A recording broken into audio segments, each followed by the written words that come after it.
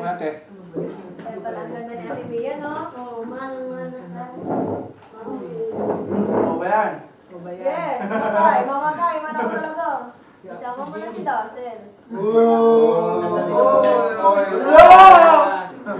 Napakasakit! Isama mo na mamatay ako, kailangan mamatay ka din. Ano to? Hindi po rin yung buhay ka. Ano yan? Akin ka lang, sabi mo. Sarap, Ate Bea. Anak dahil. Buti na lang sila kumuha ng sarap. Oo, pwede mo pag... Ate, kumang kasuwa mo. Ikaw. Pana. Gusto na yun ang pando. Pana nga. Pero kapag kaya mo. Mamaya pa yan. mamata siya. Ano pa ka, kanina ka pa naglalakad bata ka. Wala ko na ano. Dala ko ng iba. Kuha na ako naman. Dami sipa. Nagal pa eh. Munggo lang, hindi lang siya. Nag-i-aircon Ganun nila kayo ako. munggo. Bumusika.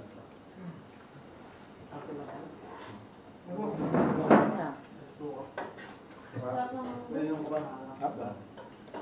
Gagawin mo ba yung baso? Sarap mo ate. Baso lang. Yan. Sarap dili. Dili ba? Ganyan mo gusto mo. Uy. May upuan pa dito, oh. Chef yun eh. Mag-chef niya. Ito, tingin Jay, mo na. yung pala dito. Kaya sa... Dahil mo na. Dahil mo na. Kung wala tayo, Ate, may kaluluto.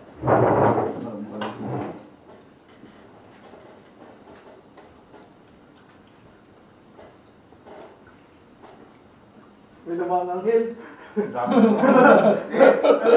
Sabay-sabay lang. Ang dami natin ampo din namin. Hirap talaga yung mami. Kaya palagi nito, no? Asa na yung mga nanay natin? 30 ano, 30 ano sa anak mo, 30 wala. Ito yung bahay niyo, no? Gulo-gulo. Nasa singgero na singgero kami. Okay lang yun basta marami, basta walang away. Yes. Init. Mataya yun. Di ba? Paano nalaman yan? Ilang person lang yung nakagalina. Parang narinig ko talaga, gising ako. Dalawang couple na yan. Ay, lumabas ako. Huwag kayo malito. Ha? Di lang kayo. Meron pang isa. Kayo din. Isa pa?